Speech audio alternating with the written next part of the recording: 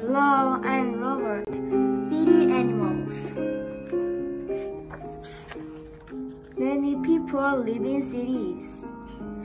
Many kinds of animals live in cities too. Mice live in cities.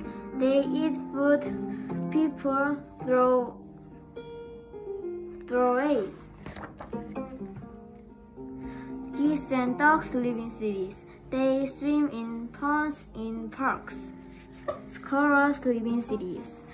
Squirrels make nests in trees. Pigeons live in cities. Some pigeons like to feed pigeons. Some people like to feed pigeons. Opossums live in cities. They like to come out at night. Hawks live in cities. They make nests on tall buildings. Dogs live in cities. People bring them to the park.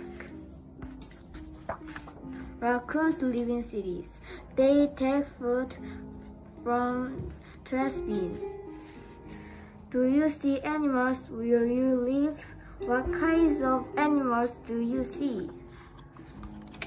Bye.